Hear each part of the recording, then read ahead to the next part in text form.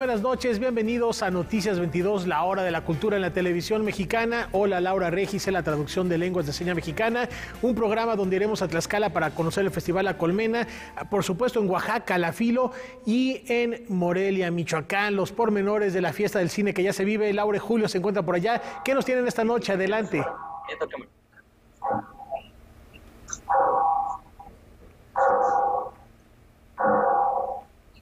Hola, ¿qué tal? Muy buenas noches, Rafa, amigos, amigas de Noticias 22. Tenemos mucho que compartir con ustedes el día de hoy. Les vamos a presentar, por ejemplo, un documental en torno a Leonard Cohen, y también vamos a tener aquí en vivo a Javier Espada, quien presenta su película Frente al Silencio. Julio.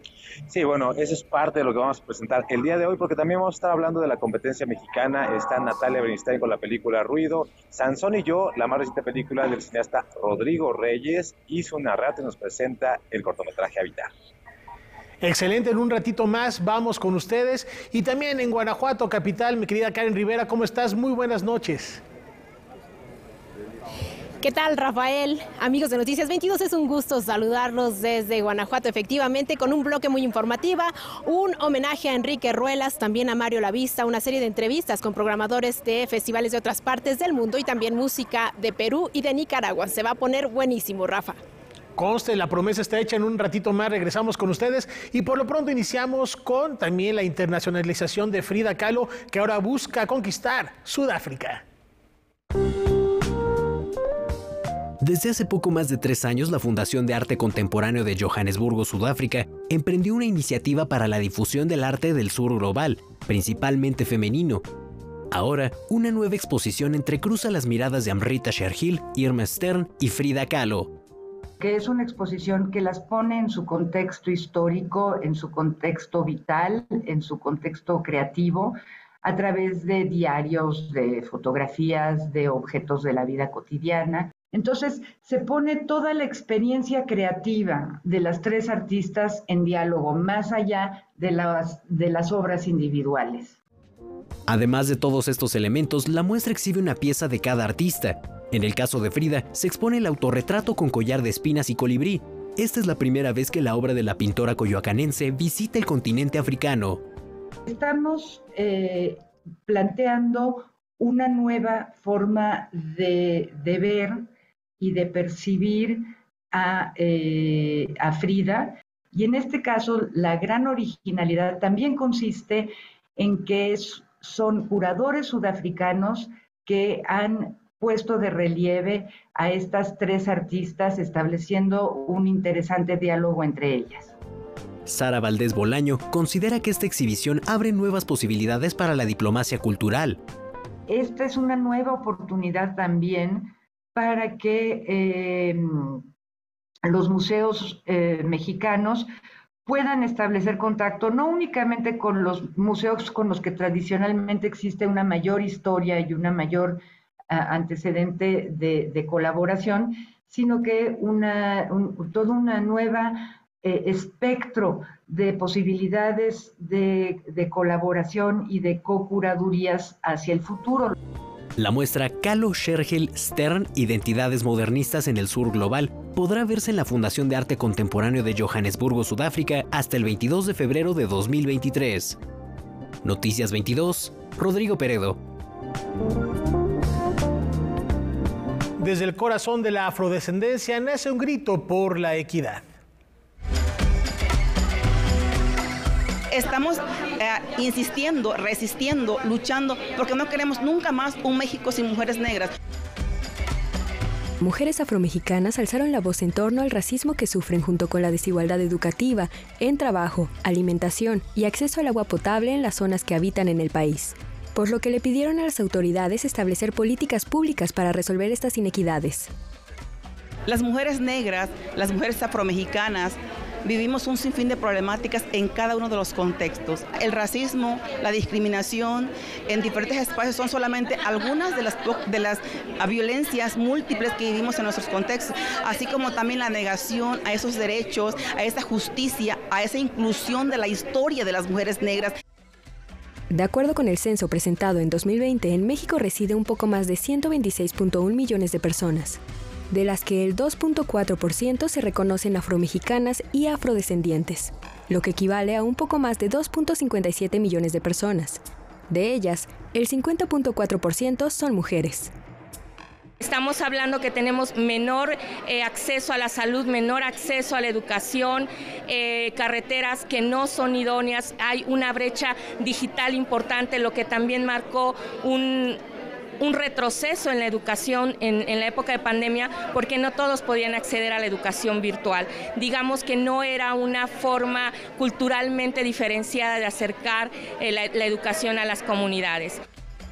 Los resultados presentados son una muestra de cómo opera el racismo estructural, que a la par de una invisibilidad histórica ejerce una invisibilidad estadística, dado que los promedios enmascaran las desigualdades situadas en los territorios afromexicanos. México es un país racista y que perfila a las personas afrodescendientes y que por consiguiente, al no estar insertos en la historia oficial, al no saber que hay personas afromexicanas, afrodescendientes en México, se nos niega la ciudadanía y se nos cataloga como nos ven, como personas extranjeras. Noticias 22, Paola Sánchez. Tradición, arte y nuevas tecnologías conforman esta colmena. En 2014, una instalación audiovisual para Panteón sobre Naturaleza dio a luz al Festival Cultural Inmensidad.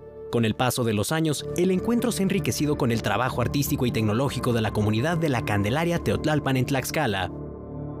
Ha tenido la oportunidad de viajar incluso al extranjero, presentándose en la ciudad de París y la ciudad de Tokio.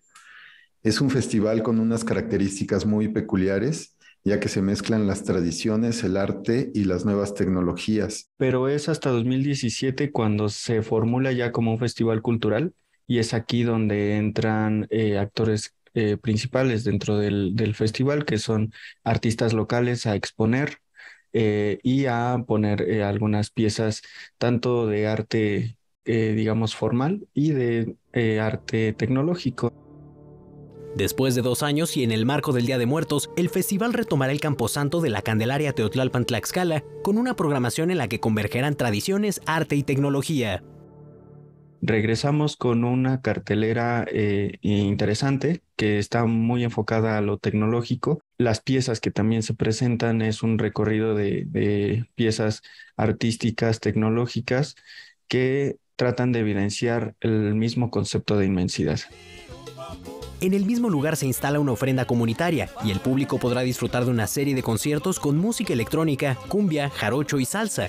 Venta de alimentos y experiencias de realidad aumentada también se han considerado para la programación.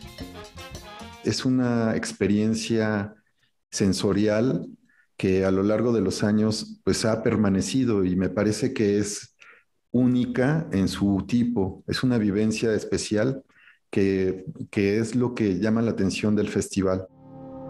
El Festival Cultural Inmensidad se realizará el 30, 31 de octubre y 1 de noviembre de 4 de la tarde a 12 de la noche. El programa de actividades se puede consultar en las redes sociales del encuentro y La Colmena, Centro de Tecnologías Creativas. Noticias 22, Rodrigo Peredo.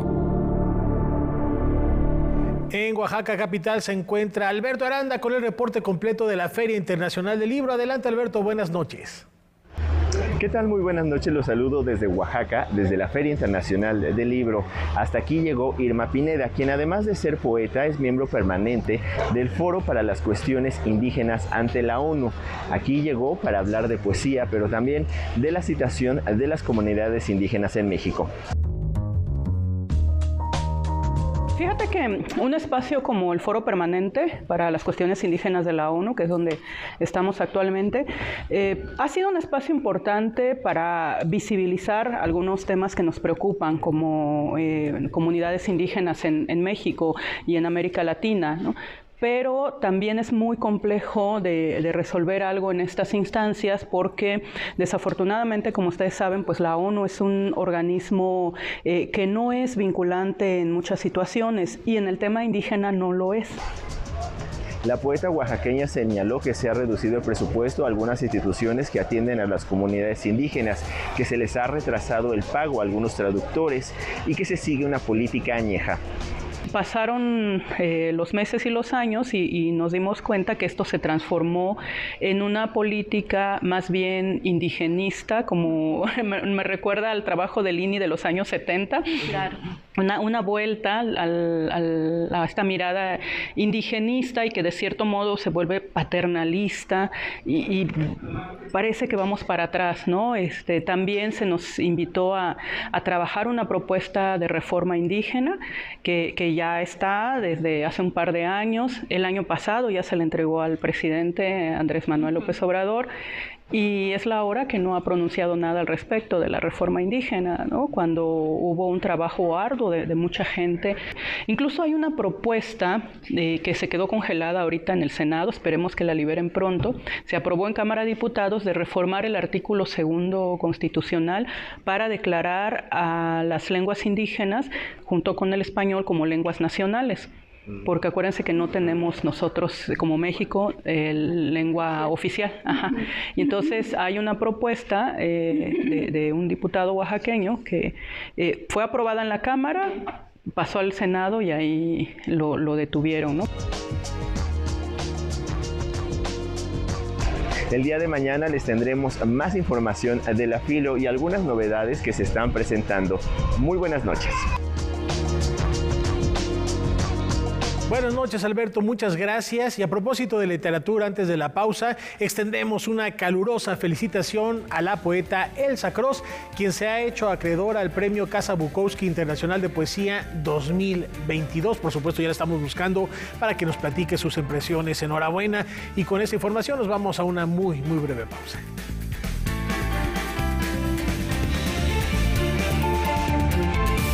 El protocolo es bastante valioso, ya que se mencionan distintas características de las mujeres que pueden sufrir violencia política en razón de género.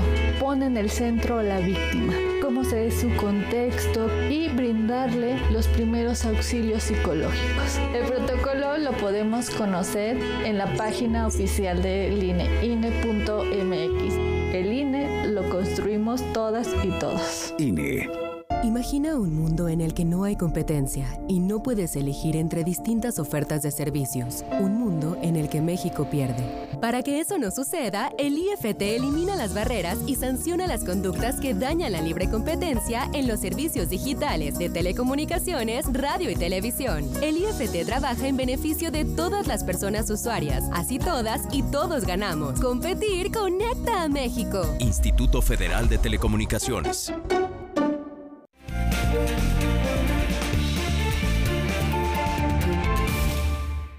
En Guanajuato capital, a los pies del Pípila, ya veíamos a Karen Rivera con el reporte cervantino. Adelante, Karen.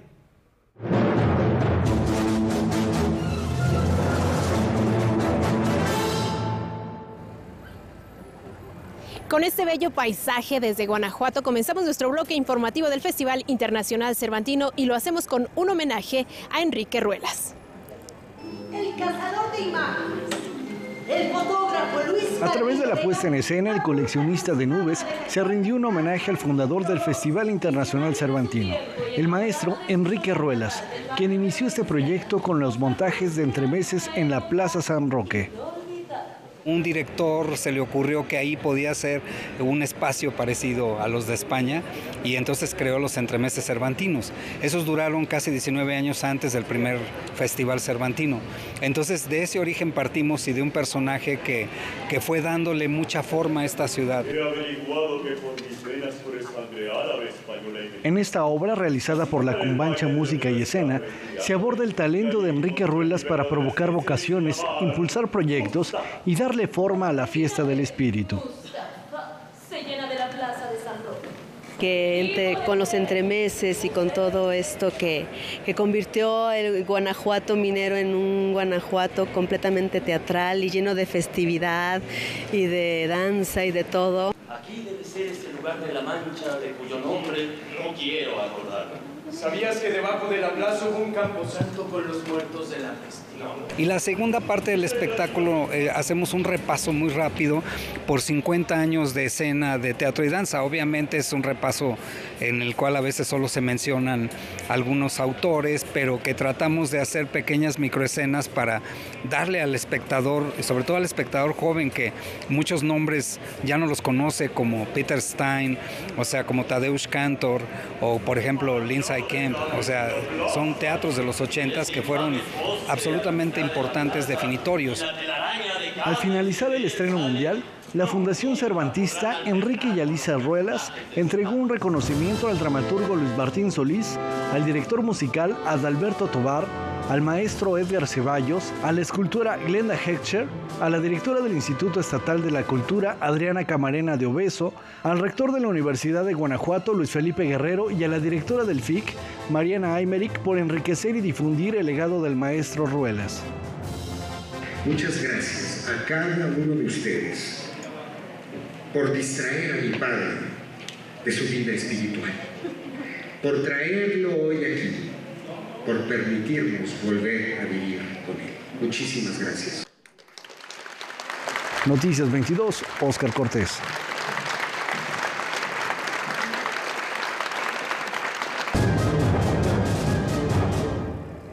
Una de las formas de conservar la memoria de este encuentro artístico es a través de la imagen, y eso lo sabe muy bien el fotógrafo Gustavo López.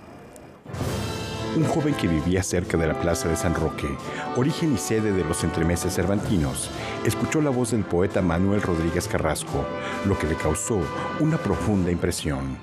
Era el año 73 o 74.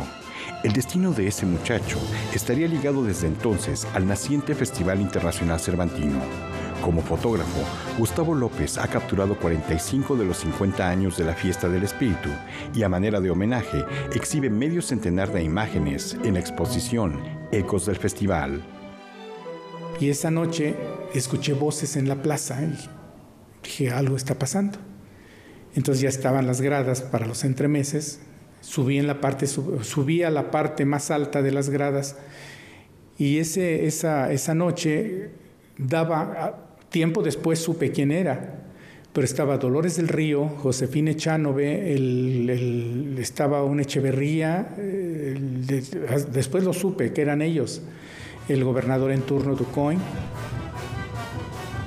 La vocación de ese muchacho lo llevó a aprender fotografía con el maestro griego George Koundouros, a estudiar historia y grabado, visión que desde la multidisciplina le permitió capturar para la eternidad imágenes como las de la primera participación en el Cervantino de la compañía Sakai Yuku, de recintos y presencias como las del coreógrafo británico Lindsay Kemp.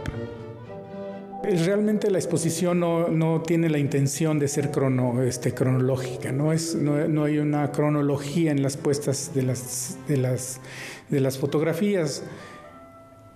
Hay varios elementos que se conjugan para que tenga esas fotografías.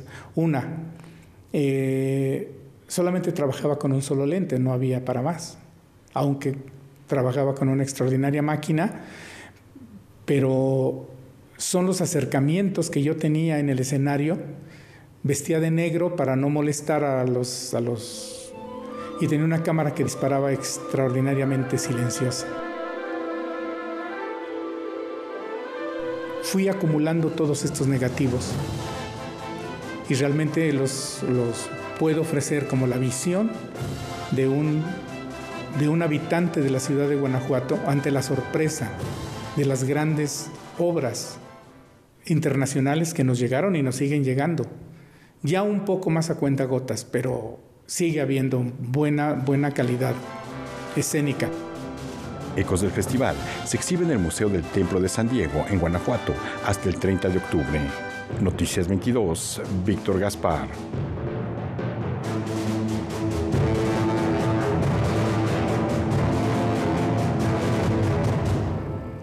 Y las partituras del compositor mexicano Mario Lavista fueron potencializadas por el baile.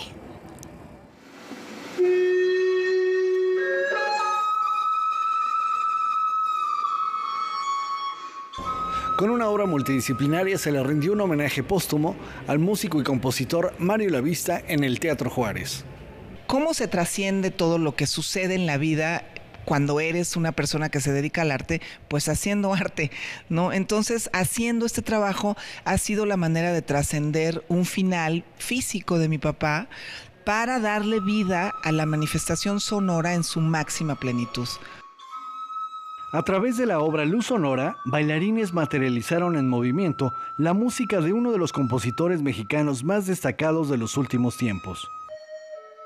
El homenaje dio inicio con Ofrenda, una videodanza realizada por Claudia Lavista en colaboración con el cineasta Alexander Dam. Pues bueno, es una reflexión sobre el luto y después entramos ya, digamos, a las piezas coreográficas con la música en vivo. Posteriormente, los integrantes del Centro de Producción de Danza Contemporánea interpretaron 4 piezas coreográficas realizadas por Melba Olivas, Víctor Manuel Ruiz, Raúl Tamés y Claudia Lavista, fundamentadas en obras de cuartetos de cuerdas.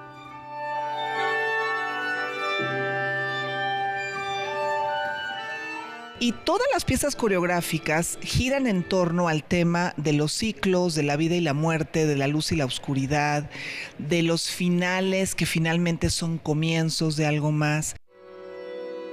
Este homenaje, musicalizado por el cuarteto Luz y Sombra y el flautista Alejandro Square, se presentará también en la Ciudad de México del 28 al 30 de octubre en la Sala Miguel Covarrubias de la UNAM. Una de las cosas que caracterizó a mi papá era esta visión interdisciplinar del mundo, ¿sabes? Y de la vida.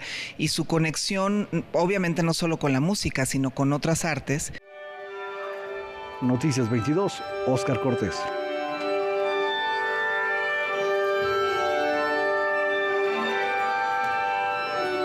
Esta es la primera parte de nuestro recorrido por la fiesta cervantina y regresamos a Guanajuato en unos minutos. Vamos contigo, Rafael.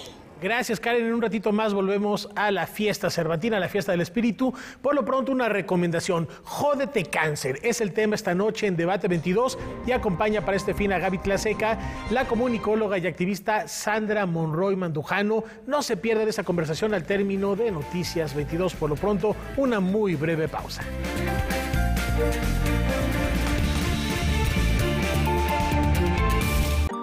Nos encontramos con la física Ana María Cheto y con el físico Darío Núñez para hablar de la traducción de la ciencia en lenguas indígenas y el intercambio de cosmovisiones que esto implica. La ciencia en movimiento, la oveja eléctrica en todas las culturas, en todos los idiomas. Y la educación es un derecho humano, recibirla en tu lengua materna. Los esperamos en la oveja eléctrica. Aquí, en Canal 22. Martes, 21:30 horas. ¡Ahí viene! ¡Ahí viene! Jaco, esta está muy dura, pero seguro salimos de esta. ¡Ahí viene! La nueva temporada de Me Canso Ganso. Jueves, 21:30 horas. Por Canal 22.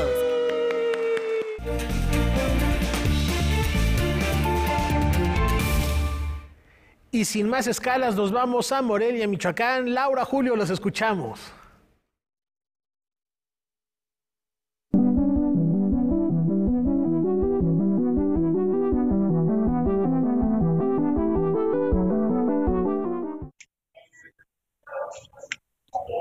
Rafa, amigos, amigas de Noticias 22, efectivamente tenemos muchas cosas que compartir con ustedes. Julio, una canción convertida en toda una película, en todo un documental, en una experiencia sonora, sensorial a partir de material de archivo. Así es, la película Aleluya, que tiene que ver con Leonard Cohen. Ustedes no lo saben, pero los directores tenían tanto interés de presentar esta película aquí en el Festival de Cine de Morelia, en México, que ellos mismos se pagaron su boleto de avión. Laura, tuviste la oportunidad de entrevistarlos y bueno, ahora les presentamos justamente esta charla. You look around and you see a world that cannot be made sense of. You either raise your fists or you say hallelujah. Hay canciones que se vuelven éxitos. Otras son consideradas de culto o canónicas, pero pocas tienen el estatus de himnos. Es lo que ocurre con Aleluya de Leonard Cohen, a partir de la cual Dana Goldstein y Frank Geller iniciaron una aventura cinematográfica. Dana, Dan, I appreciate your presence here. When or why did you realize that Hallelujah had the potential to become a character, to tell a story itself?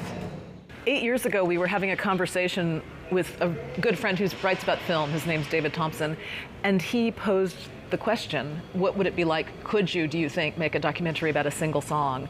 And we pretty quickly thought of Hallelujah. And also we think about, okay, is this a song that's about biblical themes? Yes. Is it about secular themes? Yes. Is it about sex? Yes. Is it about pure romantic love? It has all of these conflicting and complicated things in one song. You had access to a rich archive material from the Cohen Trust. How has held this exploration of photographs, footage, audio recordings, for example? Slowly, because at first the agreement with Leonard through his manager, Robert Corey, was, just go make your movie. We are interested in seeing this movie happen. We're not going to stand in the way of the movie. And Leonard evidently was really curious about our approach. Besides its biographical side, your film reveals a lot about creative processes, cultural processes, the music industry. I think you're right. And the more we moved through the film, and we understood it was going to be about artistic process, but the more we moved through the film, the more we realized there are these other landing spots that we could touch on to about how a record executive might, on the one hand, one person see the promise in Leonard Cohen, which Clive Davis did, and John Hammond, the producer who originally signed to the contract, but then another executive later on might look at that and say, We've gotten so much feedback from people in all different kinds of creativity, whether it's writing poetry or dancing or whatever, who say, thank you, I understand that creative process and I understand that dance that we all have to do with the gatekeepers. Dana, Dan, thanks a lot. Enjoy your visit.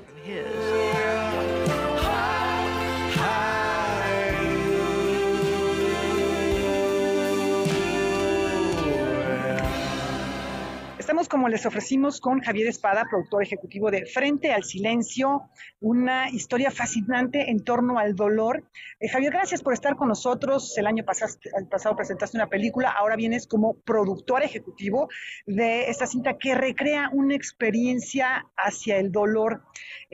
Cuéntanos muy brevemente este arranque que está protagonizado por Fuensanta La Moneta, que es una bailaora y maestra de flamenco que se encuentra con el Holocausto, y esto desata una producción escénica y emocional también. El arranque de la película es el libro de Félix Grande, que viaja a Auschwitz. Le impresiona sobre todo las vitrinas que hay con cabello de mujer, y claro, ahí murieron muchas judías, pero también muchas gitanas que le raparon el cabello antes, ¿no? Eso le impresiona tanto que crea un poema, un libro de poemas que se titula La cabellera de la Shoah, la cabellera del Holocausto, y esto le llega a una coreógrafa y bailadora flamenca que nada tiene que ver con los tablados, es algo mucho más profundo, y crea un espectáculo basado en el dolor. Y yo creo que también es una lección de vida, ¿no? Cómo frente al dolor podemos tirar para adelante. Y que además es una gran discusión de la creación artística. ¿Puede el arte plantearse y ponerse frente al dolor y decir algo de él, o es el silencio lo que hay que hacer frente al dolor? Y ahí lo planteas tú a lo largo de esta cinta. Lo que planteamos es que no se puede quedar uno frente al silencio parado, sino que frente al dolor, frente a la injusticia, tenemos que actuar.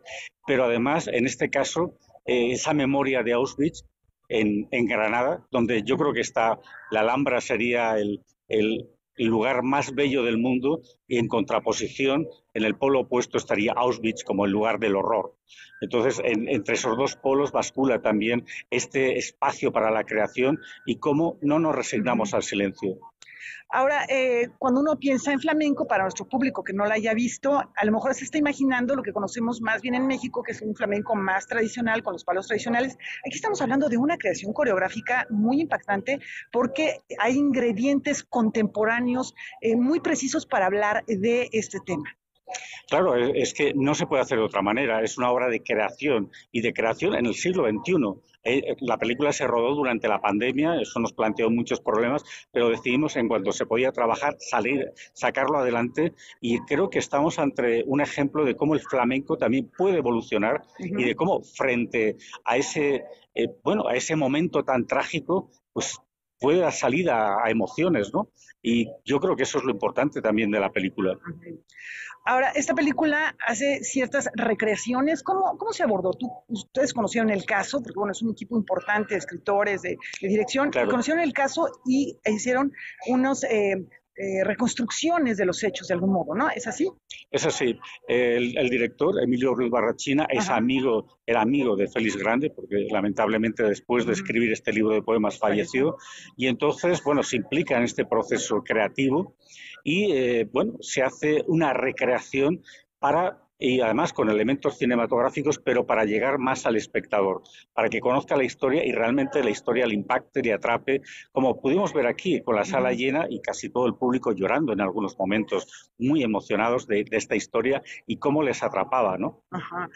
Javier, bueno, pues ha sido un éxito en el sentido de que ha llegado al corazón, que ha tocado las emociones del público, y ya estás preparando un nuevo proyecto y por ahí se dice que regresas a Buñuel, que nunca te has ido, que siempre has estado ahí, te conocemos mucho por tu trabajo en torno a este cineasta tan vinculado a México. Sí, bueno, estoy realmente con 3 proyectos y 2 tienen que ver con Buñuel y uno no tiene que ver con Buñuel. Entonces, México es una tierra muy, muy generosa y desde luego yo quiero hacer más películas para seguir viniendo a Morelia, que para mí es un festival que le tengo un cariño enorme y es un lugar mágico y desde luego lleno de encuentros, de amigos, y para mí es el gran festival de América.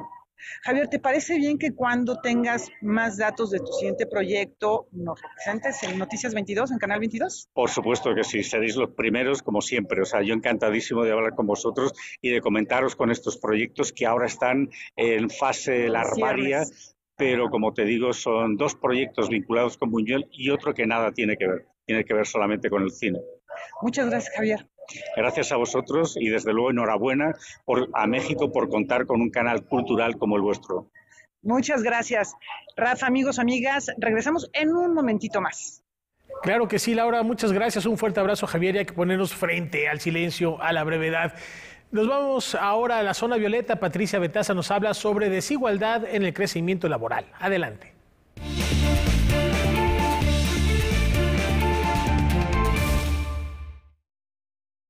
Muy buenas noches. ¿Por qué si más del 50% de la población mexicana es de mujeres y un 40% representa a la población económicamente activa, solo trabaja formalmente menos de la mitad? ¿Por qué las mujeres tienen pocas posibilidades de crecer laboralmente? Las respuestas tienen que ver efectivamente con la desigualdad frente a los hombres. Y aquí algunos datos. Solo 4 de cada 10 mujeres forman parte de la fuerza laboral del país. Las mujeres ganan 19.2% menos que los hombres desempeñando el mismo empleo. Pero también no es lo mismo trabajar en la Ciudad de México que en Chiapas. De acuerdo con el estudio Estados con lupa de género del Instituto Mexicano para la Competitividad, el IMCO, revela que en promedio los estados obtuvieron 43 de 100 puntos en la evaluación de 8 indicadores que miden las condiciones laborales para las mujeres. El mayor desafío es generar incentivos para mejorar las condiciones laborales, mayores ingresos, mayor participación de mujeres en puestos de liderazgo y establecer políticas de flexibilidad que sean compatibles con las múltiples actividades que las mujeres asumen. Las entidades con mejor desempeño para la fuerza laboral de las mujeres son la Ciudad de México, Baja California Sur, Baja California, Colima y Nuevo León. Tienen a menos mujeres en la informalidad, un 43%, en comparación con el 55% que trabaja así, sin prestaciones y sin ningún tipo de apoyo en el país. Según este estudio del IMCO, las entidades son clave para lograr cambios en la participación de las mujeres en la economía. Los gobiernos estatales deben atender el desafío de inclusión con mejores condiciones. Una mejor inclusión de las mujeres podría hacer crecer, dicen algunos expertos, el Producto Interno Bruto al sumar a más de 8 millones de mujeres de aquí al 2030. La pandemia quitó el empleo formal a 21% de las mujeres. Cuidado de hijos o de familiares enfermos las obligó a tomar esa decisión. Quienes continuaron con el empleo a través de trabajo a distancia experimentan una sobrecarga de trabajo. Habrá que estar pendientes también del costo para la salud física y mental. Por eso, trabajo incluyente sí, pero también digno. Muy buenas noches. Buenas noches, Pati, gracias por esta reflexión. Y antes de la pausa, queremos enviar un abrazo solidario a los familiares y amigos del doctor Alfonso Pérez Romo, fundador de la Universidad Autónoma de Aguascalientes e integrante de la Academia Mexicana de la Lengua, quien falleció a los 98 años. Al doctor Pérez Romo siempre lo recordaremos como un gran promotor de la cultura y las artes. Descanse en paz. Una breve pausa, volvemos.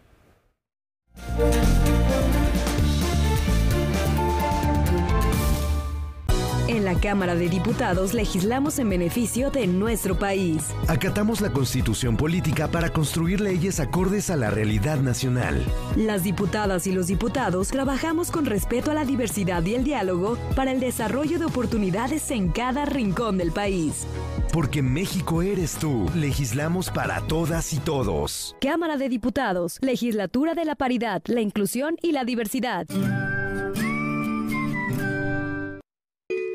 El Senado de la República amplió el plazo para que las Fuerzas Armadas participen en tareas de seguridad pública. Uno de los retos más importantes en la actualidad, con la condición de que se rindan informes y cuentas puntuales al Congreso, se cree un fondo de apoyo a estados y municipios para fortalecerlos en su ámbito y se respeten los derechos humanos. Senado de la República, 65ª Legislatura.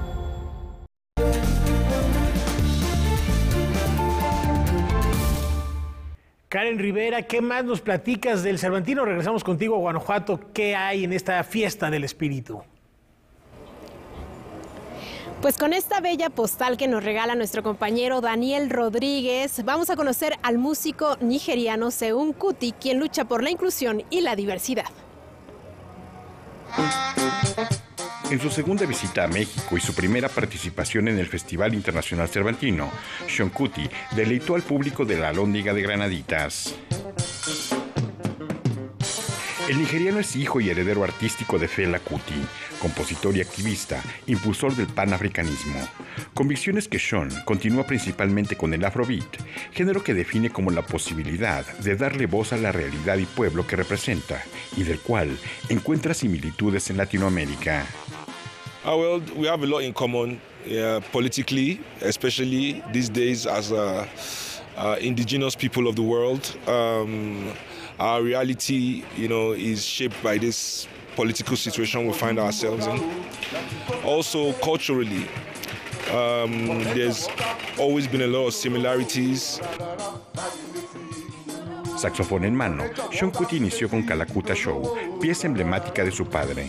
El Afrobeat ha sido parte de la vida de Seun desde los 8 años. A los 14 perdió a su padre y después asumió la dirección de la banda Egypt 80. Seun participa activamente en la vida política de Nigeria. I'm the pro tem chairman of the Movement of the People, which is a growing political party in my country. We're about to register ourselves officially to start to contest for elections, and we're a socialist, Pan-Africanist, revolutionary organization. Inspired by so many great people all over the world. We're in Mexico right now, so Viva Zapata, Desde su labor cultural con el Afrobeat y la identidad del continente negro, Seun Kuti es partidario de la diversidad, concepto que, sin embargo, matiza. Diversity has two meanings in the world today. There's the true diversity of acceptance and of humanity, and there's the diversity of imperialism, which seeks to dominate the majority with the minority in the name of inclusion. So we have to also know that exists. But for me, humanity in itself is diverse. Al igual que su padre, es crítico de su realidad y ha organizado protestas, por ejemplo, en contra del alza de precios de la gasolina, y ha participado en el movimiento Occupy Nigeria. Migration is just a new word brought up by the rich to keep themselves, to keep poor people poor, stay where you are. Because the world we live in today, I don't hear of migration when capital is moving. So, for example, a multinational can come to this area with its money, invest, and what they call investment, but with really extraction. Noticias 22, Víctor Gaspar. Una de las actividades más importantes de esta fiesta cervantina fue su encuentro de programadores de festivales de otras partes del mundo. Aquí la primera parte de un reportaje. Para nosotros es muy importante que con colegas de otros festivales nos planteemos para dónde van los festivales. Hay un antes y un después de pandemia. Los consumos del público ya no son los mismos, ni las formas de programar, ni las formas de armar un festival del tamaño que sea. Los festivales miran hacia encontrarnos como seres humanos, como un hecho social, un intercambio social. Yo creo que es fundamental que los festivales tiendan a no pertenecer a una élite, sino que a encontrarse con el territorio y con toda la comunidad transversal. El mundo está cambiando muy rápidamente, la pandemia nos ha marcado, la guerra de Ucrania nos va a volver a marcar y creo que estamos en un momento de definición hacia dónde vamos. El encarecimiento de las materias primas, de los billetes de avión, en fin, de las cargas, va a redefinir la presencia internacional en los festivales en los próximos años. El aniversario 50 del Festival Internacional Cervantino fue el motivo ideal para congregar a directores, programadores y consultores culturales de todo el mundo. Uno de los objetivos de esta reunión fue reflexionar sobre el futuro de los encuentros artísticos y delinear el camino a seguir de los festivales después de una pandemia y en medio de contextos de guerra, violencia y de crisis económicas y ambientales. So I think what's inherent to festivals is communication. And I think that oftentimes when we think about making work, we're thinking about our audiences receiving that information. And I think in the future, what we need to be striving to do is making sure our audience also have a voice and that they have a mechanism through which they know that they're being listened to. And their creative interests and the issues that are facing them are either reflected on stage or perhaps they're being given new ways to imagine a different reality. Creo que los festivales en general como posibilidad de futuro tienen que replantearse su rol social en principio, su relación con los artistas locales y cómo esos artistas locales interactúan con artistas extranjeros o que no sean del propio lugar donde el festival se concibe. La colaboración local e internacional es uno de los principales elementos para hacer festivales más sostenibles, así lo aseguran los especialistas.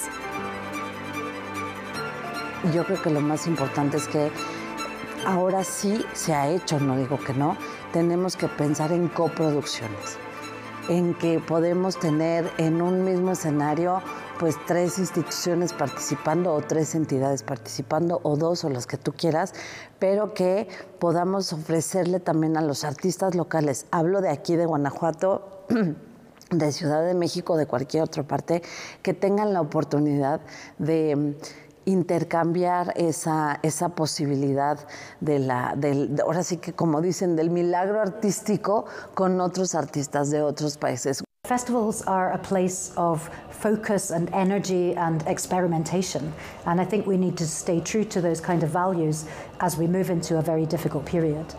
So we try to make sure always that we're thinking of those different dimensions.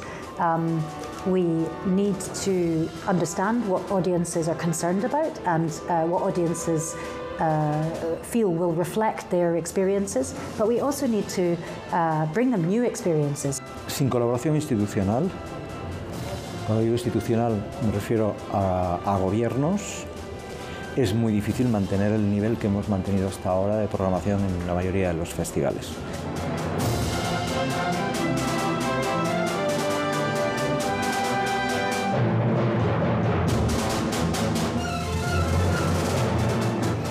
Nuestro recorrido por el Festival Internacional Cervantino con una entrevista que tuve con la compositora peruana Naisha. Hasta la próxima.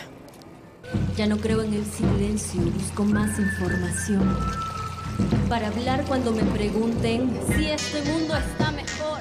¿Qué tal? Es un gusto saludarlos acompañados de una cantante peruana muy reconocida, Naisha. Naisha, gracias por tu tiempo para Noticias 22, para Canal 22. Y háblanos de tu propuesta musical, de este recorrido que nos llevas a hacer por todo Perú. Bueno, la verdad es que es un gran honor poder compartir con México esta vez todo un poquito, como tú dices, ¿no? Un recorrido de nuestro Perú que es tan diverso y que mi propuesta tiene raíces peruanas de las distintas regiones, pero también busca conversar con el mundo, ¿no? Con todos esos sonidos nuevos que aparecen. Yo soy muy amante de la electrónica, de todo eso, así que eso es lo que hemos venido a traer, pero sin perder nuestras raíces. Hay un instrumento muy particular que es el que tienes en la mano, que se llama charango. Sí. Háblanos de este instrumento, el sonido particular que tiene. Claro, el charango es un instrumento de mucho contraste. Puede llegar a ser muy dulce, con sus arpegios, cuerda por cuerda, suavecito, pero puede llegar a ser muy estridente también, ¿no? Muy fuerte, muy aguerrido. Yo lo conocí desde muy chica porque mi papá tocaba charango. Él tocaba quenas, zampoñas, y más o menos en la adolescencia es que empiezo a sentir esta conexión. Digo, necesito un aliado, un compañero, y el charango era perfecto. Platíquenos qué les pareció este concierto, qué emociones les generó, cómo las puso a bailar también. Ya me viste. Bueno, a mí me encantó. Yo he estado en Perú 2 veces y recordé todos los lugares que comentó. La música, el ambiente, los instrumentos me encantaron. Fue un concierto lleno de luz, de esperanza, de vivencias. Y yo también he estado en el Perú y es un país maravilloso. La verdad es la primera vez que escucho algo así y me encantó la energía que proyectó todo el equipo. La verdad pensé que éramos mucha gente, o sea, volteé atrás y dije, wow, o sea, la energía está increíble.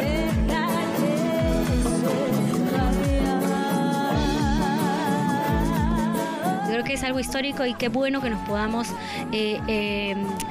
juntar, tener lazos de esa forma y con la música que nos transforma tanto también. Sí. Naisha, pues muchas gracias por tu tiempo. Perú, la música andina, presentes en el Festival Internacional Cervantino.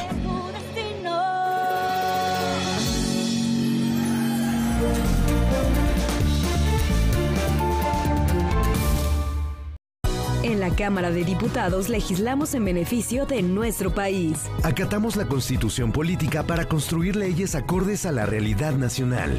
Las diputadas y los diputados trabajamos con respeto a la diversidad y el diálogo para el desarrollo de oportunidades en cada rincón del país. Porque México eres tú. Legislamos para todas y todos. Cámara de Diputados, Legislatura de la Paridad, la Inclusión y la Diversidad. ¿Cómo están? Muy buenas noches, soy Gaby Tlaseca. Bienvenidos a la mesa de martes de Debate 22. Como siempre, un placer saludarlos. Hoy tengo a Sandra Monroy como mi súper invitada en esta mesa de martes de Debate 22. Activista, comunicóloga, periodista y fotógrafa. ¿Cómo estás, Sandra? Qué gusto platicar de tu libro. No, un gusto estar aquí para poder conversar por un momento de todo lo que hay que conversar los 365 días del año. Hoy, 21 horas.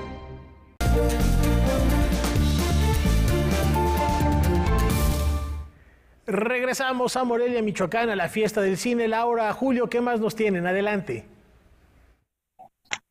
Rafa, les vamos a platicar ahora de una película muy poderosa que toca la médula de un tema preocupante contemporáneo, la desaparición forzada, Julio. Así es, este es el tercer largometraje de la directora Natalia Beristain, se llama Ruido, y es particular porque participa con toda su familia. Está su papá, está su mamá, está su hermano, bueno, y se presentó aquí justo en el Festival Internacional de Cine de Morelia. Soy Julia, la mamá de Ger. Hoy se cumplen 9 meses que no sé nada de ella.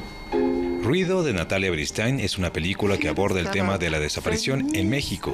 Una madre hará lo imposible por encontrar a su hija. Tendrá que enfrentar a la burocracia, a las autoridades que realizan mal su trabajo y al crimen organizado, siempre pendiente de las voces que lo señalan. Soy el fiscal a cargo de la investigación del caso de su hija. Al parecer hubo una confusión en el expediente de Gertrudis. Es sin duda el viaje de Julia, pero es cómo a través de ese viaje esta mujer conecta con otras mujeres, con otros contextos, con otras violencias y cómo a partir de eso también se tejen redes entre ellas, ¿no? Yo lo que quiero es saber. La protagonista se embarca en un viaje físico y emocional, sorteando todo tipo de obstáculos. En el camino encontrará aliados que le ayudarán en su búsqueda. Particularmente, una periodista se sumará a su lucha. La realidad está allá afuera. Todos los días conocemos estas historias. No hay que rascarle demasiado para entender que hay gente que está siendo atravesada por alguna de las violencias que existen en este país. Está haciendo enojar a muchos. Este es un proyecto particular, pues el filme es protagonizado por Julieta Egurrola y Arturo Beristain, madre y padre de la cineasta. Nosotras estamos dispuestas a ponerlo todo. Somos profesionales todos.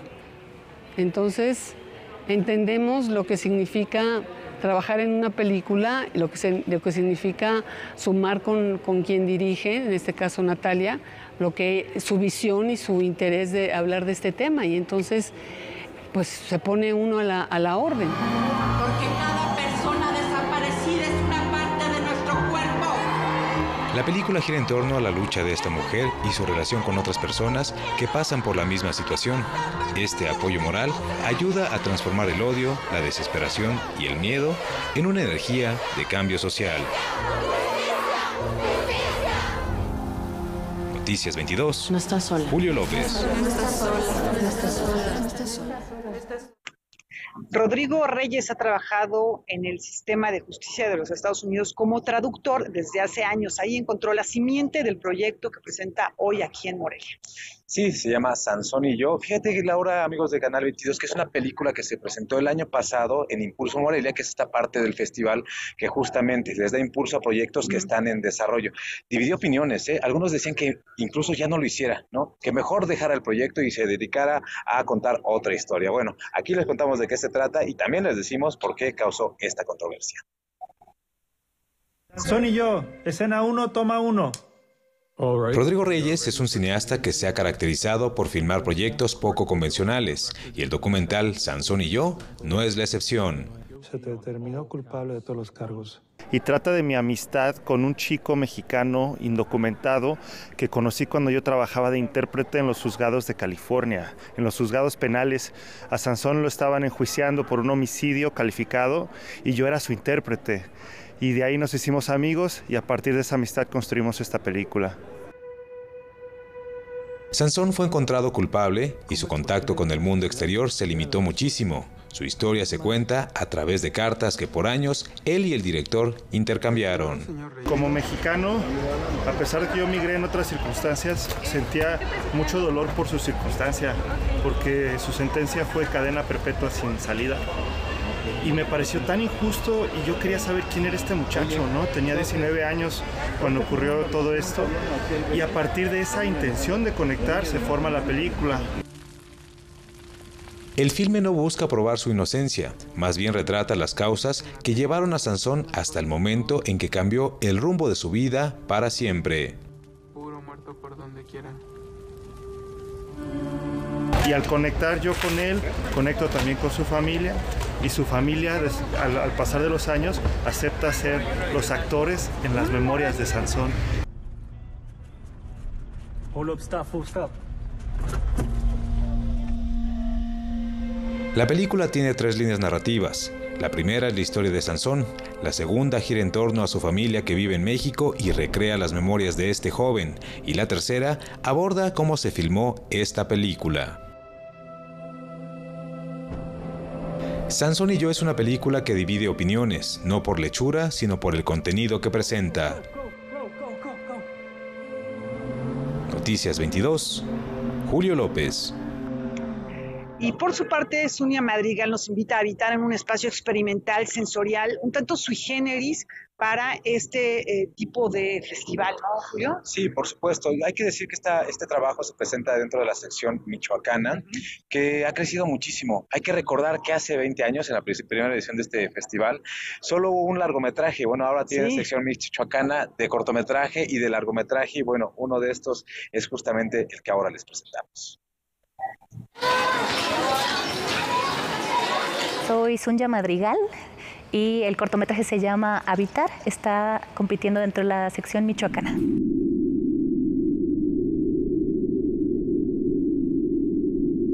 Es un corto que es un momento sensorial, una catarsis, que sí nació del momento de mayor encerrón, expectativa o miedo, ¿no? de la pandemia en lo personal, pero que en realidad es como un momento que aplica una crisis, ¿no? Una crisis que dobla o que presiona tanto que obliga a ver qué está pasando en el presente, ¿no? Volver a ese lugar. Para mí es un honor estar con una pieza que es más de corte experimental. Para mí es un poco un videopoema. A mí me gusta hacer mucho estos productos híbridos.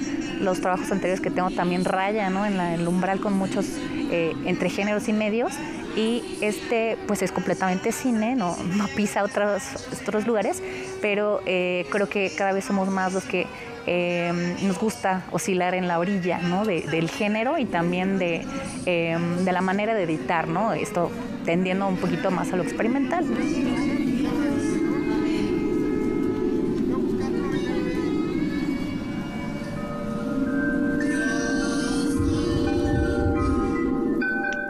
Bueno, ahí lo tienen, ficción, documental, cortometrajes, algunos géneros un tanto híbridos, lo que se presenta aquí en Morelia, Julio. Y pues ya nos vamos. Ya nos vamos a la primera función que va a haber en México de Pinocho de Guillermo del Toro. Va a ser a las 11 de la noche, nos vamos a desvelar tantito, pero vale muchísimo la pena. Pues sí, ya les contaremos mañana cómo estuvo, ¿no? Porque realmente es una de las expectativas más grandes que hay aquí en Morelia, ver esta película. Y si pudimos entrar, ¿no? Y si pudimos entrar, vamos a hacer la fila, a ver qué pasa. Muchas gracias. ¿Cómo ves, Rafa, amigos de Noticias 22?